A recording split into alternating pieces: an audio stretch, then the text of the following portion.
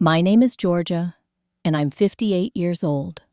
As I sit here in my attorney's office, holding the papers that will change everything, I can't help but think about the 35 years I spent raising 8 children completely alone. Those sleepless nights when I worked double shifts at the factory and then rushed home to nurse sick babies. The countless times I chose between buying groceries or paying the electric bill. They forgot all of that when they called me a burden last Thanksgiving. But I didn't argue. I didn't cry. Instead, I made a phone call that would teach them the true meaning of family. Before we dive into this story, I'd love to know where you're watching from. Please hit that like button and subscribe for more stories that matter. You won't believe how this family betrayal led to the most empowering decision of my life. It all started when I was 23 years old and my husband Richard walked out on us.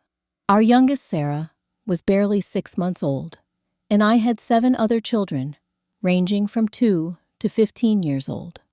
I remember standing in our kitchen that morning, watching him pack his suitcase, while the twins, Tommy and Timmy, cried for their breakfast. He looked at me with those cold, blue eyes and said he couldn't handle the responsibility anymore.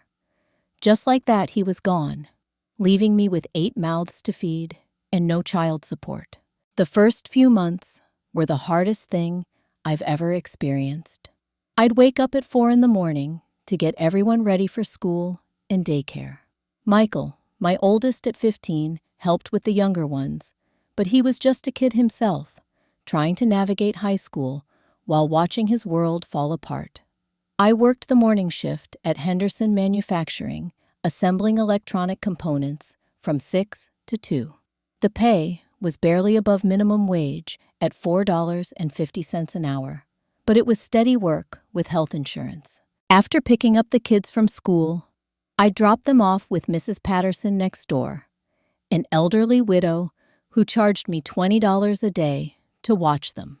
Then, I'd rush to my evening job at Rosie's Diner downtown.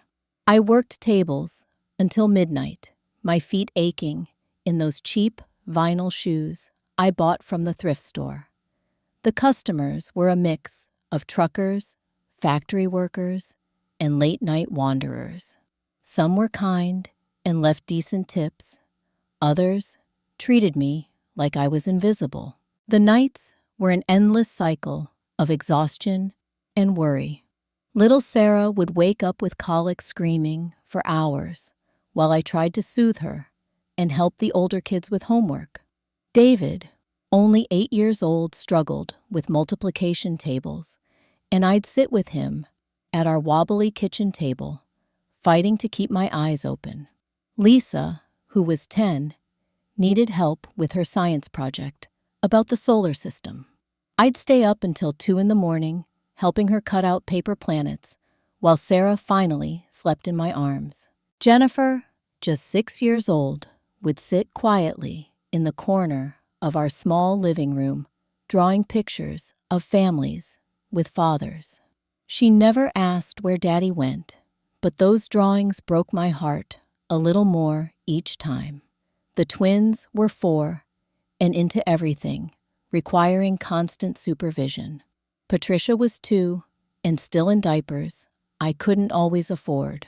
Some days I'd wash and reuse disposable diapers, hanging them on our tiny apartment balcony to dry. Money was so tight, I learned to stretch $1 until it screamed for mercy. We ate a lot of beans and rice oatmeal for breakfast and peanut butter sandwiches for lunch. I became an expert at finding deals at the clearance rack and shopping the day-old bread section. When both twins needed new shoes for preschool, I sold my grandmother's pearl earrings, the only valuable thing I had left from my previous life. They were worth $200 enough for shoes and winter coats from the secondhand store. The kids never complained about our situation, but I could see them watching other families at school events. families with two parents who could afford name-brand clothes and field trip fees. Michael started working odd jobs after school, mowing lawns and delivering newspapers, insisting he wanted to help support the family. At 15, he was already showing the determination that would later make him successful. But I hated that he had to grow up so fast. My friends meant well, but they didn't understand the bond I had with my children. Nancy from the factory kept telling me to put some of the kids in foster care temporarily, just until I could get back on my feet financially. She'd say things like, "Georgia, you're killing yourself trying to do the impossible. No one expects you to raise 8 kids alone." But every time I looked at my babies, every time one of them crawled into my lap after a nightmare or brought me a crayon drawing, I knew I couldn't break up our family. The social worker, Mrs. Henderson, visited our cramped 2-bedroom apartment monthly.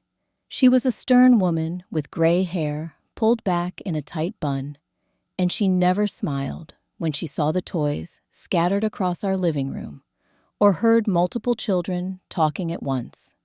She suggested I consider adoption for the younger ones, especially the twins and Patricia.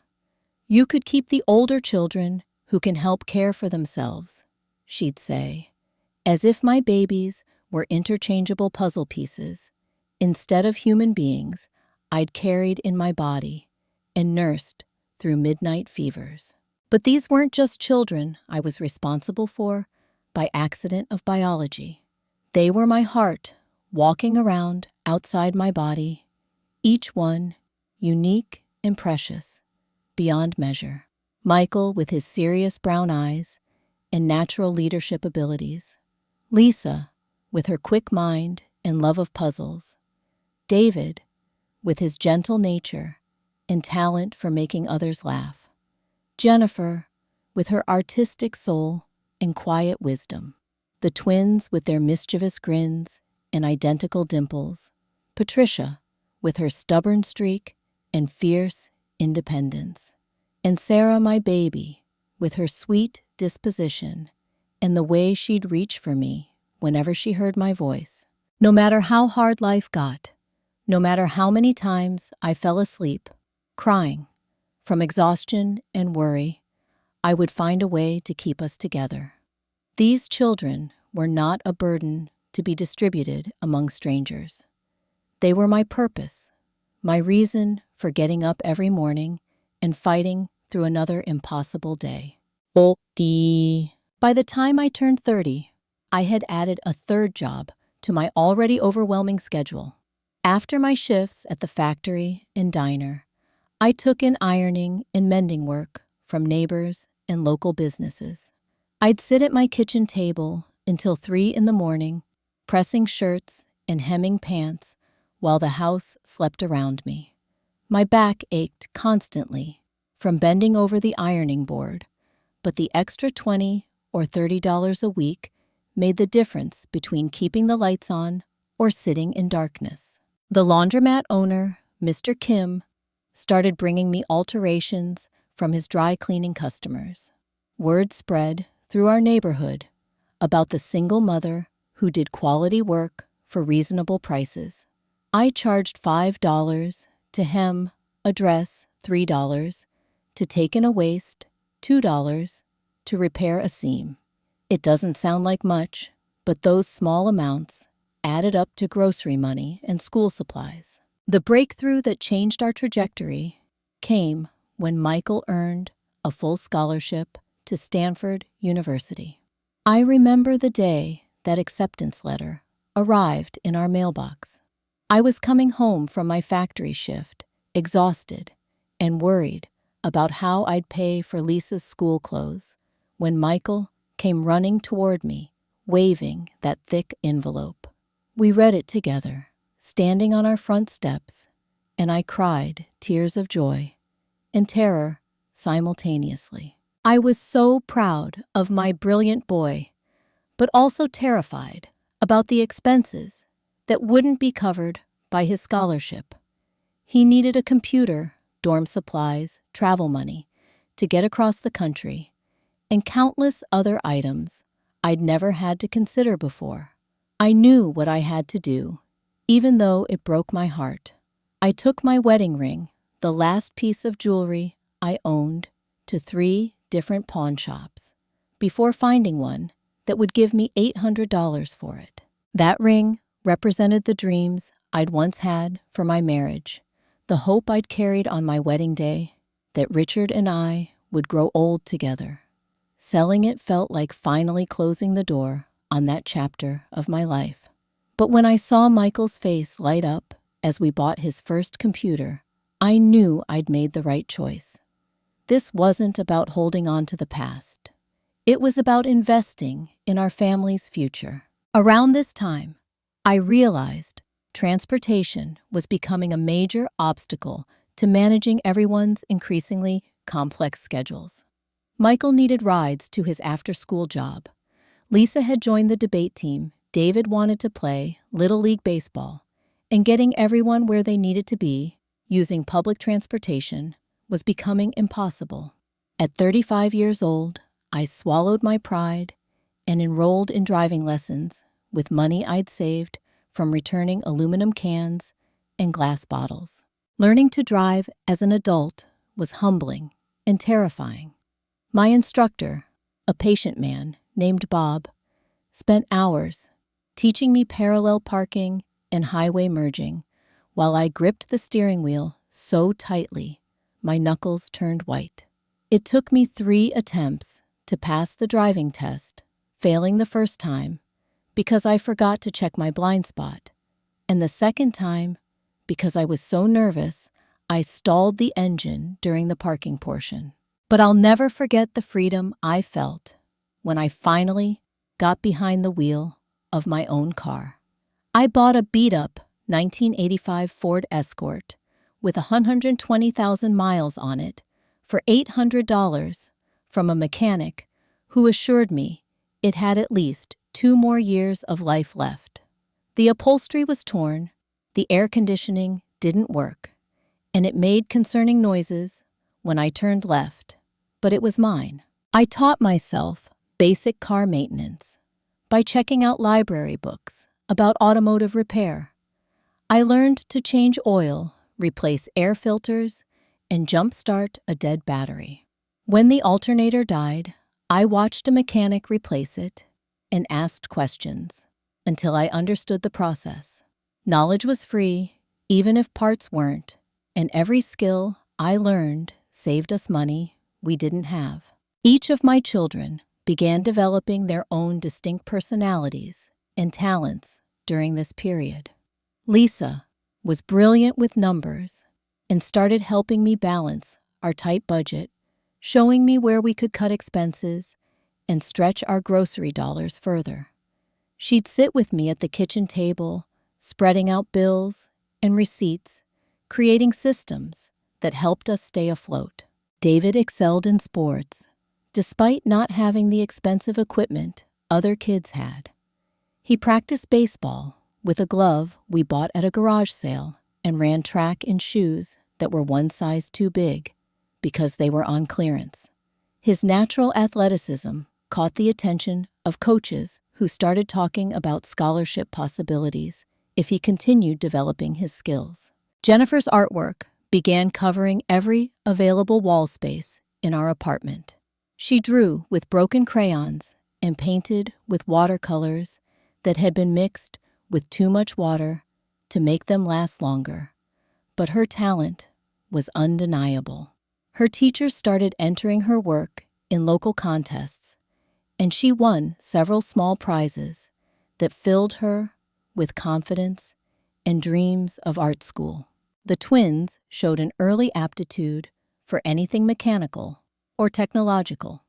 They could take apart a radio and put it back together, often improving its function in the process. They spent hours at the public library learning about computers, programming, and electronics, absorbing information like sponges, and already talking about starting their own business someday. Patricia, despite being one of the youngest, developed a love for books that amazed her teachers. She taught herself to read by the age of 4 and was soon reading above her grade level. The librarians knew her by name and would save interesting books they thought she'd enjoy. Her intelligence was coupled with a fierce independence that sometimes got her in trouble, but also showed she'd never let anyone take advantage of her. Little Sarah, my baby, showed an early fascination with how things worked. She'd watch me cook dinner and ask detailed questions about why ingredients combined the way they did. She collected leaves and rocks, examining them with a magnifying glass we found at a yard sale. Her curiosity about the natural world suggested a future in science, though she was still too young for anyone to take her questions seriously. But success came with its own set of challenges I hadn't anticipated. As the older children started excelling in school and making friends from wealthier families, I sometimes caught them looking embarrassed when I picked them up in our noisy car. They never said anything directly, but I could feel the gap growing between their expanding world and the limitations of mine. Michael stopped calling as often once he started college, saying he was too busy with studies and his new friends, who came from families with vacation homes and trust funds. When he did call, our conversations became shorter and more focused on practical matters, like whether his scholarship check had arrived or if he needed money for textbooks. The easy warmth we'd once shared seemed to cool as his world expanded beyond anything I could understand or provide. The exhaustion was becoming a constant companion that no amount of coffee could chase away. There were nights when I'd lock myself in the bathroom just to cry for 10 minutes before putting my smile back on and returning to my children. I developed chronic back pain from years of lifting heavy factory equipment and standing on my feet for 12-hour shifts, but I couldn't afford to see a doctor or take time off for medical appointments. Sleep became a luxury. I rarely enjoyed maybe 4 hours a night if I was lucky and nobody got sick or had a nightmare. I started drinking coffee by the pot and learned to function on pure determination when caffeine wasn't enough. Some mornings I'd catch my reflection in the mirror and be shocked by the gray hair and deep lines that had appeared seemingly overnight. 15 years passed in what felt like both an eternity of struggle and a heartbeat of precious moments. One by one, my children graduated college and built successful careers that exceeded even my wildest dreams for them. Michael became a cardiac surgeon, specializing in pediatric heart defects, saving children's lives with the same hands I once held while teaching him to tie his shoes. Lisa became a corporate lawyer, specializing in mergers and acquisitions, earning more in a single year than I had made in a decade of factory work. David earned his engineering degree and went to work for the state highway department, designing bridges that would carry traffic safely for generations. His gentle nature made him popular with colleagues, and he quickly advanced to supervisory positions.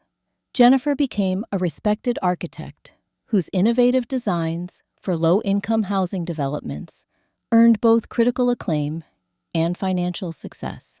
Her buildings graced the downtown skyline monuments to the artistic vision I'd first seen in her childhood drawings. The twins, Tommy and Timmy, surprised everyone by starting their own information technology company during the early days of the internet boom. Their childhood fascination with taking apart radios had evolved into an understanding of complex computer systems that made them millionaires before their 30th birthdays. Their company provided technical support for small businesses, and their reputation for reliable service grew rapidly. Patricia earned her PhD in literature and became a professor at the State University, specializing in contemporary American fiction. Her love of books had blossomed into a career where she inspired young minds while conducting research that earned her tenure and respect in academic circles. Even Sarah, my youngest baby, graduated pharmacy school with honors and opened her own practice in a medical complex across town. I was incredibly proud of every single one of them, but I began to notice that our relationships were changing in ways that left me feeling confused and hurt. By the time I turned 50, the phone calls that had once been daily occurrences became weekly, then monthly, then reserved for holidays and emergencies. The grandchildren I adored seemed like polite strangers during their brief and increasingly rare visits to my small apartment. My children's lives were full of soccer practices, business dinners, charity galas, and social obligations that rarely included me. I understood they were busy building their own families and careers, pursuing dreams I had made possible through decades of sacrifice. But the house felt impossibly quiet after 30 years of constant activity, laughter, and the beautiful chaos of a large family. The loneliness was different from anything I had experienced during the hardest years of single motherhood. Then, I had been surrounded by need and purpose. Now, I was surrounded by silence and the growing realization that my children no longer seemed to need me for anything important. They had assistants to handle their schedules, housekeepers to manage their homes, and nannies to care for their children. For my 55th birthday, I planned a family dinner at Romano's, my favorite Italian restaurant, where we used to celebrate special occasions when the kids were younger. I made reservations for 10 people and spent weeks looking forward to having everyone together around one table again. I even bought a new dress for the occasion, the first piece of clothing I'd purchased for myself in years. Only 3 of my 8 children showed up. Michael had an emergency surgery scheduled and couldn't leave the hospital. Lisa was in court, representing a major client in a lawsuit that couldn't be postponed. David's son had a championship baseball tournament that required the whole family's attendance. Jennifer was meeting with potential clients for a commercial project worth millions of dollars. The twins were in Silicon Valley, launching a new product that required their personal supervision. Sarah was covering for another pharmacist whose father had died unexpectedly. The 3 who did come spent most of the dinner checking their phones, responding to texts, and taking business calls they described as urgent. When I mentioned feeling lonely sometimes and missing the closeness we'd once shared, Lisa suggested I join a senior center for activities and social interaction with people my own age. Tommy said maybe I should consider getting a pet for companionship, perhaps a nice cat that wouldn't require too much maintenance. They meant well, but their solutions felt like Band-Aids on a wound that required something deeper than scheduled activities and pet ownership. I wanted my children to want to spend time with me, not to find ways to fill the void their absence created. I wanted to be included in their lives as a valued family member, not managed as a problem requiring a solution. That's when I made the decision to sell the family home where we had struggled and grown together. The 4-bedroom house had become too big for just me, too full of memories, and too expensive to maintain on my limited income.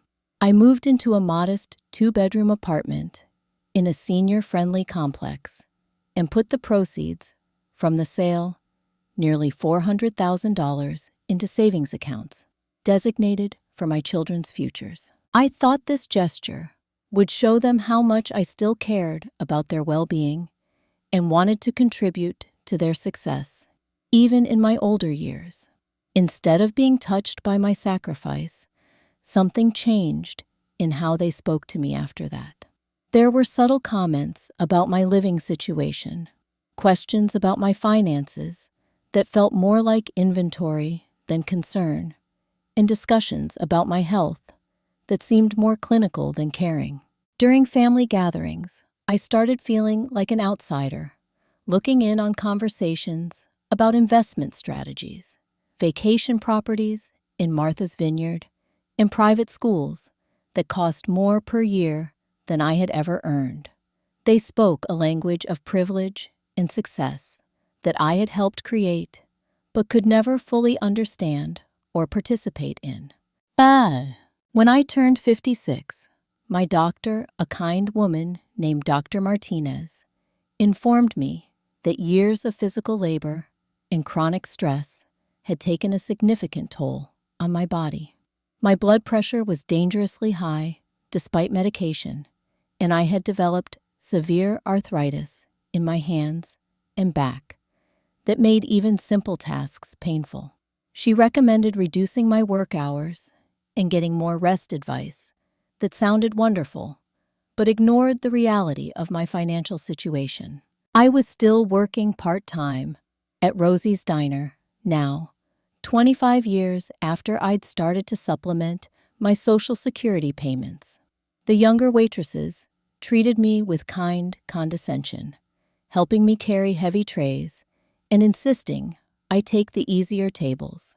The work that had once been simply tiring now left me exhausted for days, but I couldn't afford to stop completely. That's when I started noticing the conversations my children had when they thought I couldn't hear or wouldn't understand. Michael would call Lisa after visiting me, and I'd catch fragments of their discussions through thin apartment walls. They talked about my future as if it were a logistical challenge to be solved, rather than the life of the woman who had given them everything. During family gatherings, they would step outside for business calls that seemed to last exactly as long as needed for private conversations. I began paying attention to their hushed voices in my kitchen, their sudden silence when I entered a room, and the meaningful looks they exchanged when they thought I was napping in my chair. One evening in late fall, Michael arrived for what he said was just a casual visit, but I could tell from his formal manner and prepared talking points that this was anything but casual. He sat across from me in my small living room and suggested I should consider moving to Sunset Manor, a local assisted living facility that he'd apparently already researched thoroughly. He presented the idea as a wonderful opportunity to make friends my own age and receive proper medical care from professionals trained to handle the needs of aging adults. He had brochures, cost estimates, and even photographs of the facility's common areas and sample apartments. The sales pitch was polished and thorough, clearly rehearsed. Lisa arrived shortly after Michael began his presentation, and I realized this was a coordinated effort. She chimed in that I was getting older and needed professional support that none of them could provide while managing their own busy lives and growing families. She spoke about liability issues, medication management, and fall prevention, as if I were already incapacitated rather than simply aging. The suggestion felt like a punch to the stomach, but I listened quietly as they outlined their reasoning. They were concerned about my health, my isolation, my financial situation, and my ability to live independently as I continued aging. Everything they said was logical and practical, but it was also happening without any input from me about what I actually wanted for my future. I began paying closer attention to their phone calls and conversations when they thought I was occupied with other tasks. The ease with which I could overhear their discussions made me wonder if they simply didn't care whether I heard them, or if they assumed I was too old and irrelevant for my opinions to matter. David complained to his wife about how often I called, saying my loneliness was becoming a burden on his family. He mentioned that his children asked why Grandma always seemed sad and why they couldn't make her happy the way other grandparents seemed to be. His wife agreed that my neediness was affecting their family dynamics and suggested they limit contact to holidays and special occasions. Jennifer told Patricia during a sisterly phone call that she felt guilty about not visiting more often, but couldn't handle the emotional weight of constantly worrying about my well-being. She said every conversation with me left her feeling drained and responsible for problems she couldn't solve. Patricia agreed, adding that she felt manipulated by my expressions of loneliness, as if I were trying to make them feel guilty for having successful, busy lives.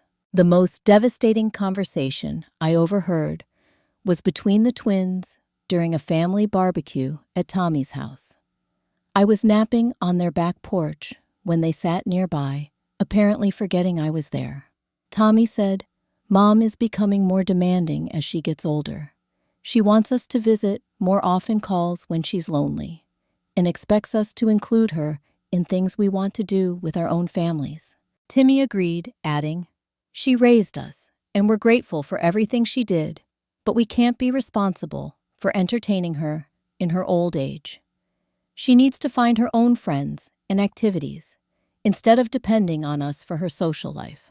Their conversation continued with discussions about assisted living facilities, the cost of care, and how to approach the subject without seeming cruel or ungrateful. I realized that somewhere along the way, I had transformed in their minds from the strong mother who had held our family together through impossible circumstances into what they saw as a needy burden requiring management. The irony wasn't lost on me. The same determination and sacrifice that had enabled them to become successful adults was now being viewed as selfish dependency. The woman who had worked 3 jobs to pay for their education, who had sold her wedding ring to buy Michael's first computer, who had gone without meals to ensure they had proper school clothes, was now seen as taking too much from their busy lives.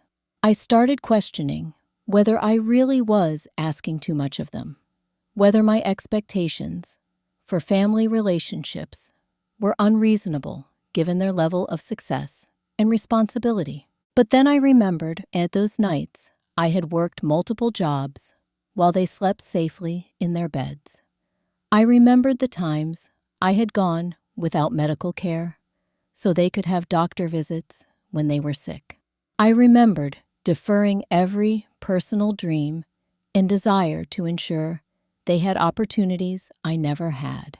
I decided to test my growing suspicions by observing their behavior more carefully before making any major decisions about my future.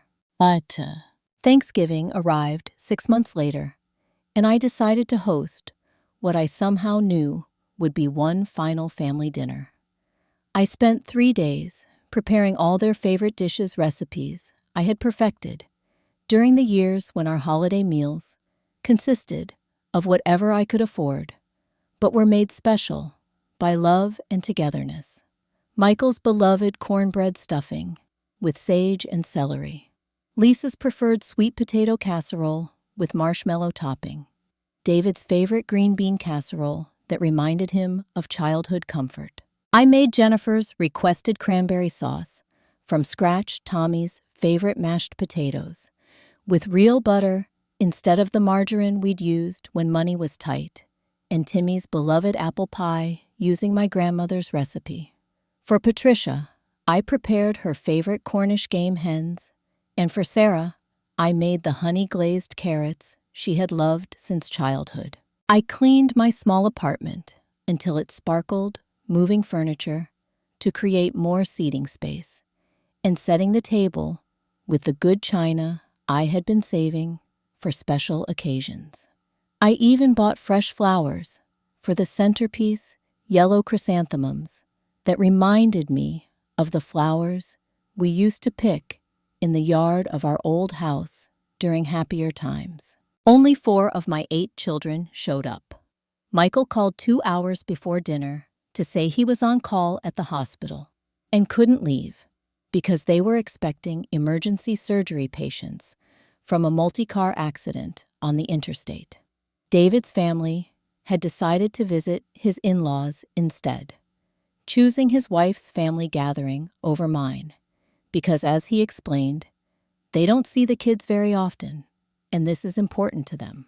Jennifer was attending her husband's company retreat at an expensive resort, a networking opportunity that could lead to major architectural contracts worth millions of dollars.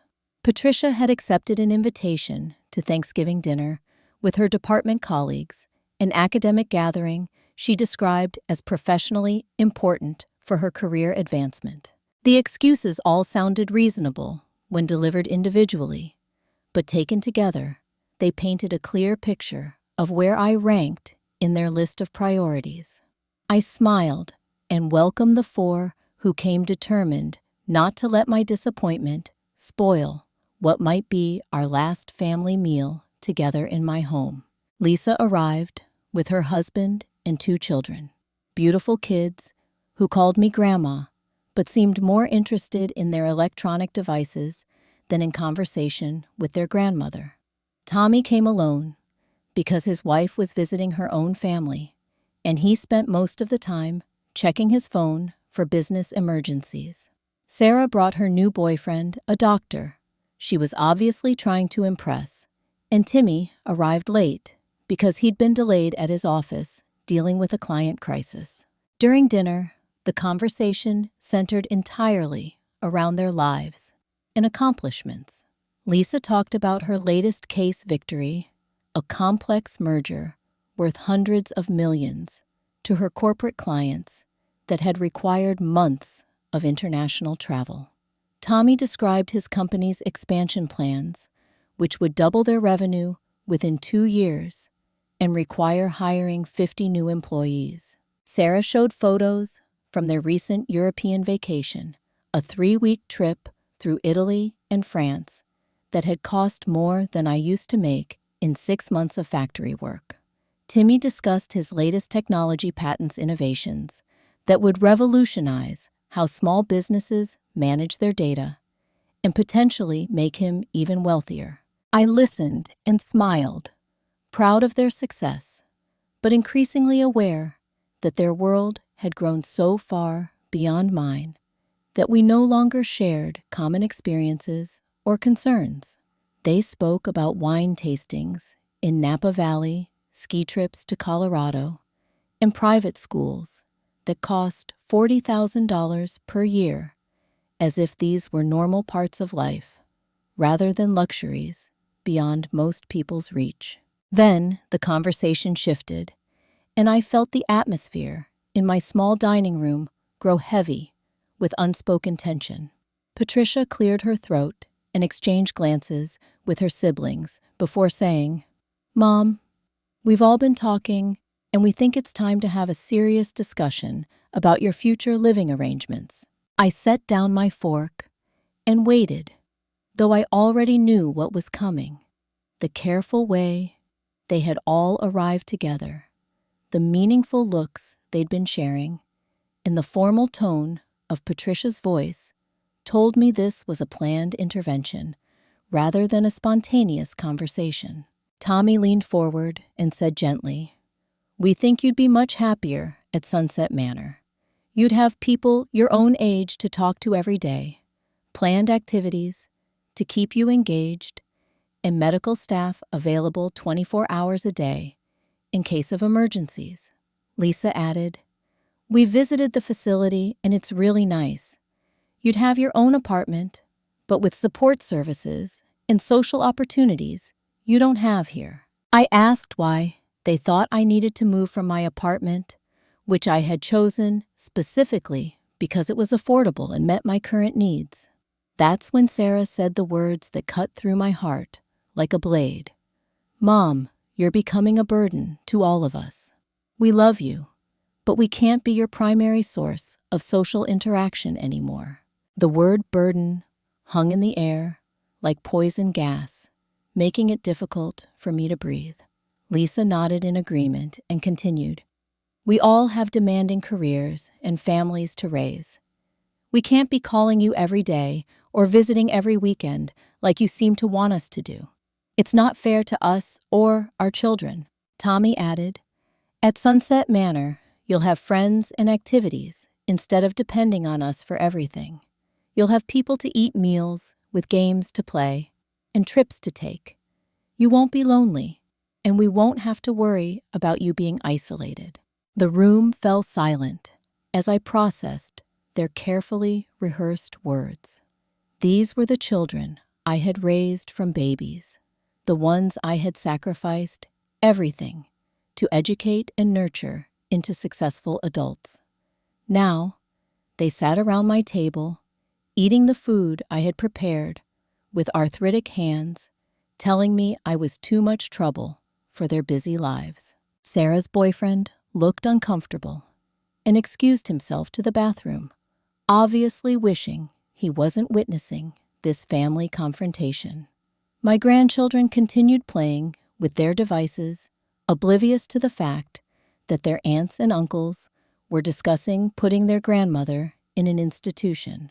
Timmy tried to soften the blow by saying, "You can sell this apartment and use the money for the first year's expenses.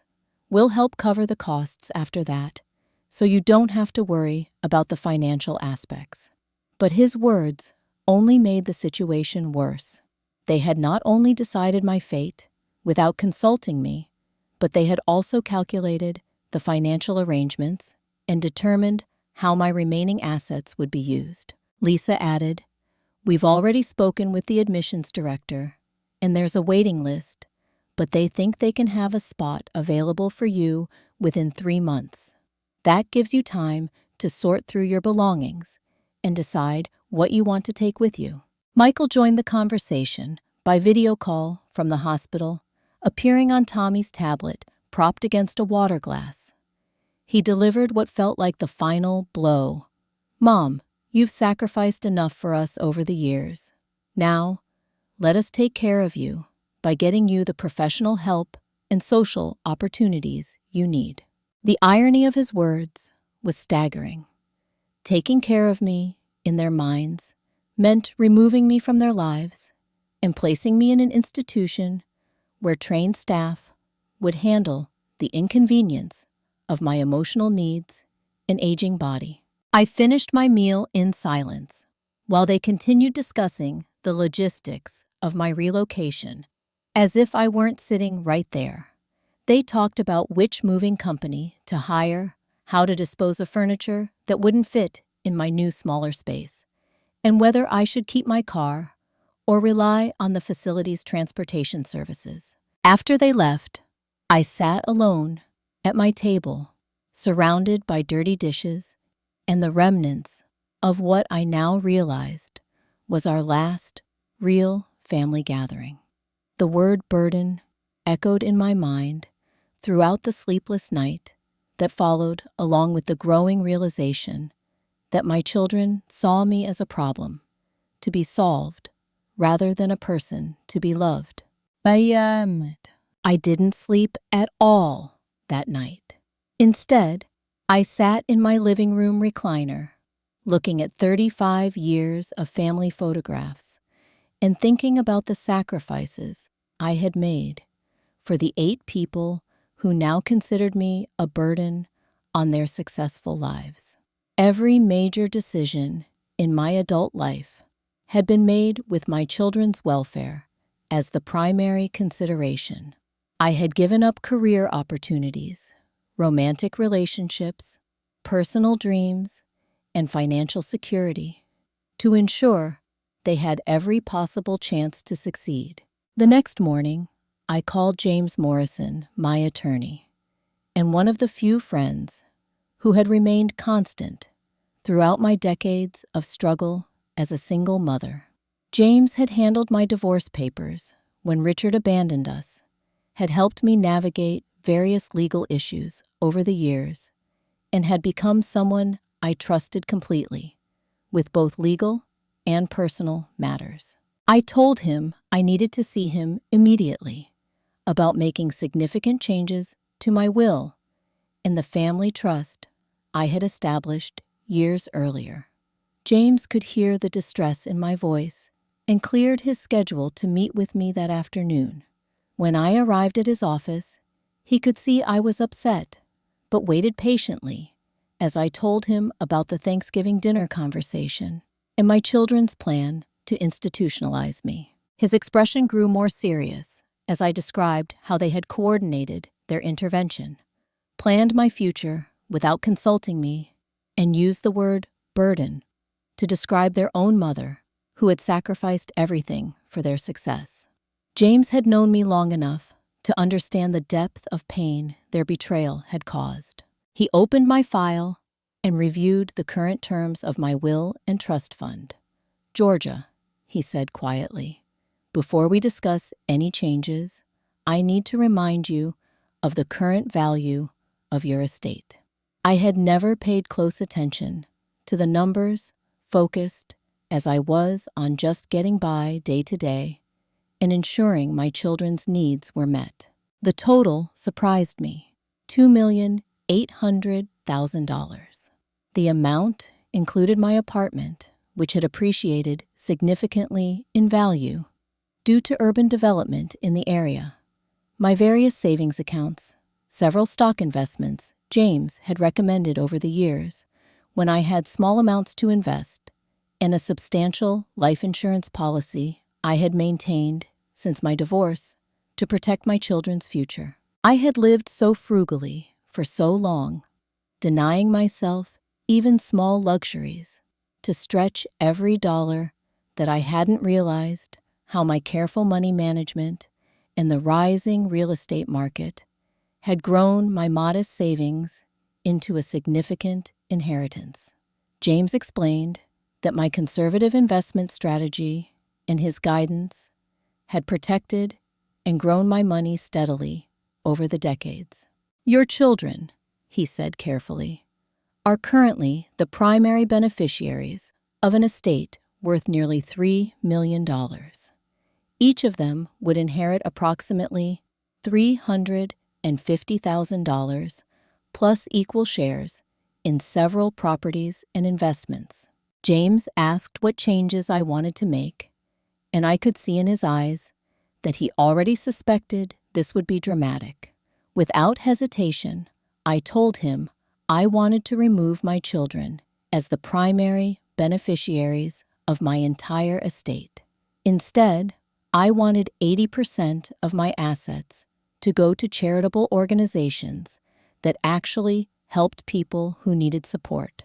Specifically, I wanted to establish major donations to children's homes for kids who aged out of foster care, without family support, scholarship funds for single mothers pursuing education to improve their lives, and programs supporting women escaping domestic violence situations.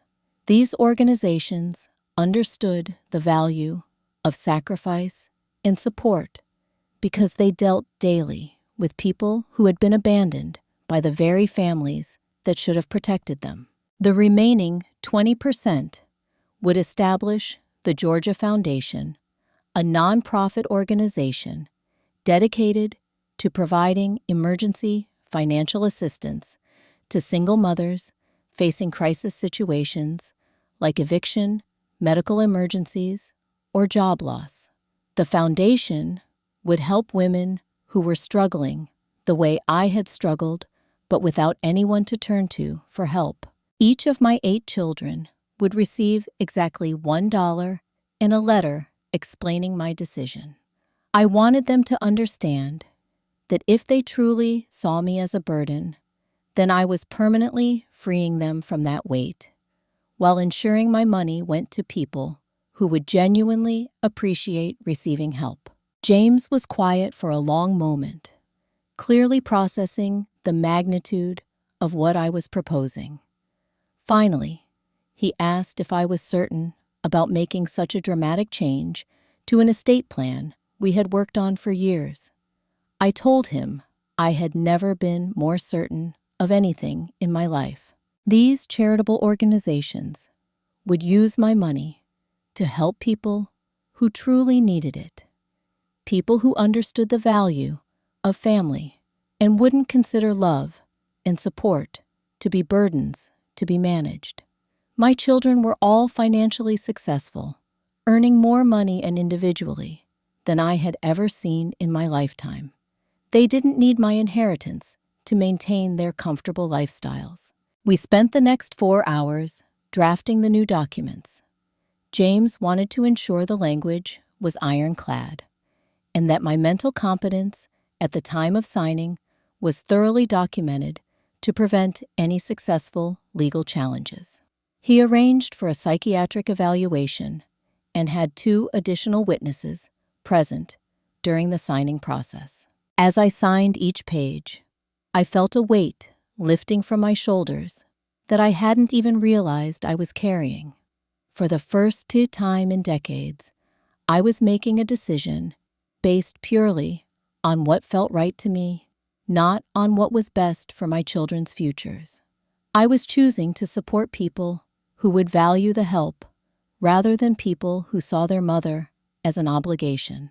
James promised to keep the changes completely confidential until after my death, when the new will would be read to my beneficiaries. I left his office feeling lighter than I had in years, knowing that my final act as a mother would be teaching my children a lesson about gratitude and respect that I had apparently failed to instill during their childhoods.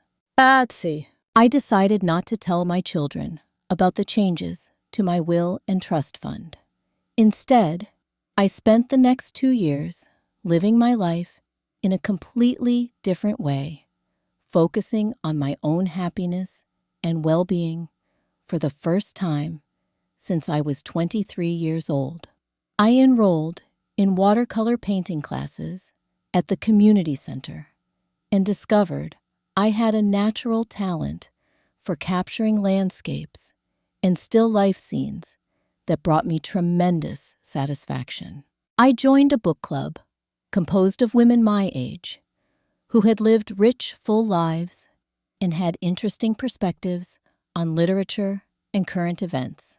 We met weekly at different members' homes, discussing everything from classic novels to contemporary memoirs. These women became real friends who valued my opinions and enjoyed my company without considering me a burden or obligation. I started traveling, taking modest trips to places I had always wanted to see but never could afford when I was supporting 8 children.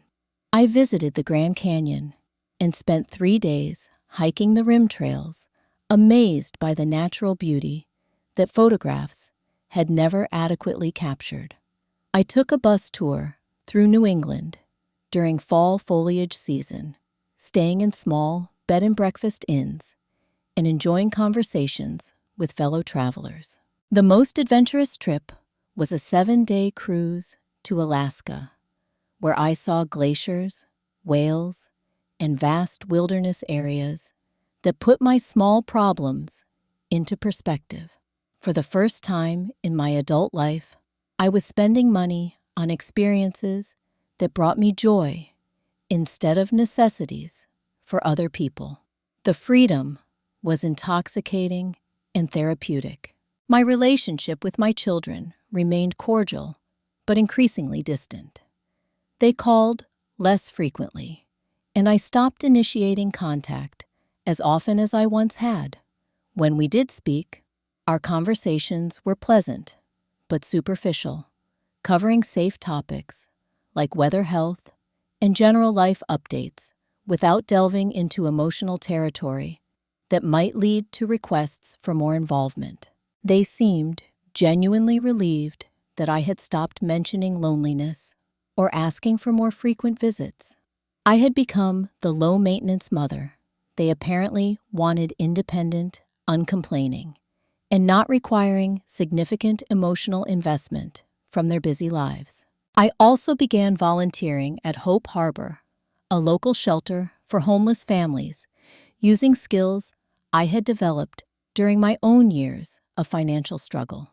I helped mothers navigate social services, taught basic budgeting and money management, and provided emotional support to women facing challenges I understood intimately. Many of these women were dealing with situations remarkably similar to what I had experienced decades earlier. This volunteer work gave me a sense of purpose that had been missing since my children became independent. I was using my hard-earned wisdom to help people who genuinely appreciated guidance and support. The mothers at the shelter treated me with respect and gratitude, understanding that my advice came from lived experience rather than textbook knowledge. During this period, my health remained stable, but showed signs of the wear and tear from decades of physical labor and chronic stress. I managed my blood pressure with medication and lifestyle changes, dealt with arthritis pain through gentle exercise and heat therapy, and accepted that my energy levels were lower than they had been in my younger years. I wrote individual letters to each of my children to be delivered after my death, explaining my decisions and my hopes for their futures. I wanted them to understand that my choice wasn't made from anger or spite, but from a desire to help people who would value assistance the way I once would have valued help during my most desperate years. On a Tuesday morning in March, I suffered a massive heart attack while tending to the small container garden I had planted on my apartment balcony. I was watering the daffodils that were just beginning to bloom, thinking about how much I was looking forward to spring after a particularly cold winter. The paramedics later told my children that I died quickly and without apparent pain, surrounded by the flowers I loved. The reading of my will took place 1 week after my funeral, which had been well attended by members of my book club, my fellow volunteers from Hope Harbor, and several neighbors who had become genuine friends during my final years. James Morrison called each of my children individually to inform them about the appointment, explaining only that there were important matters to discuss regarding my estate. The shock and disbelief in their voices was immediately evident as James read the terms of the new will. Each child would receive exactly $1 in a personal letter he had written explaining my decision. The bulk of my estate, nearly $3 million, would be divided among charitable organizations and used to establish the Georgia Foundation for single mothers in crisis. Michael demanded to see the original will immediately, certain there had been some mistake or clerical error. Lisa threatened to contest the document, claiming I must have been mentally incompetent or under undue influence when I signed the new version. David accused James of manipulating an elderly client for personal gain, though he couldn't explain what James would gain from my donations to charity. But the will was ironclad, properly witnessed, and accompanied by a comprehensive psychiatric evaluation I had requested specifically to prevent these exact challenges. James had ensured that no court would overturn my final wishes based on claims of incompetence or coercion. The letters I left for each child were identical in their main message, but personalized with specific memories and hopes I had for their individual futures. I reminded them of the love I had poured into raising them, the pride I felt in their remarkable accomplishments, and the sacrifices I had willingly made to give them opportunities for success. But I also explained clearly how their words on Thanksgiving had revealed that they saw me as a burden rather than a beloved mother, deserving of respect and consideration. I wrote that if I was truly a burden, as they had claimed, then I was freeing them from that weight permanently, while ensuring my money would help people who understood the value of family support. I concluded each letter by expressing my hope that they would learn to value the people who love them before it's too late, and that they would teach their own children the importance of treating elderly family members with dignity rather than seeing them as inconvenient obligations. The Georgia Foundation began operations 6 months after my death with an initial endowment of $600,000. In its first year, the foundation provided emergency assistance to over 300 single mothers facing eviction, medical crises, or job loss. The scholarship program funded education for dozens of women seeking to improve their lives through technical training or college degrees. The children's programs I funded have given crucial support to young people aging out of foster care, helping them avoid homelessness and build stable, independent lives. These programs provide job training, housing assistance, and emotional support to teenagers who have no family to turn to for help during their transition to adulthood. Sometimes, the most loving thing you can do is set firm boundaries, even if those boundaries come after death. I learned that being needed is fundamentally different from being valued, and that giving everything to your children doesn't guarantee they'll give anything meaningful back to you when you need their support. The legacy I left wasn't money sitting in bank accounts, but concrete proof that every person deserves to be treated with dignity and respect, regardless of their age, financial status, or level of dependency. My final act as a mother was teaching my children that actions have consequences, and that the way you treat people matters more than the excuses you make for that treatment. My children learned too late that calling someone a burden doesn't make that person any less valuable or deserving of love. It simply reveals the character of the person speaking those hurtful words. And sometimes, the greatest gift you can give ungrateful children is the opportunity to realize exactly what they've lost through their own choices and attitudes. What would you do if your own family treated you this way, after everything you had sacrificed for them? Have you ever felt taken for granted by people you've given your whole life to support? Share your thoughts in the comments below, and don't forget to like this video if Georgia's story touched your heart or made you think about your own family relationships. Subscribe for more stories about family sacrifice and finding the courage to stand up for yourself when others take your love for granted. Share this with someone who needs to remember their own worth and value. Thank you for listening to my story, and remember that you are never too old to choose yourself first and demand the respect you deserve. I hope you find the strength to value yourself as much as you value the people you love.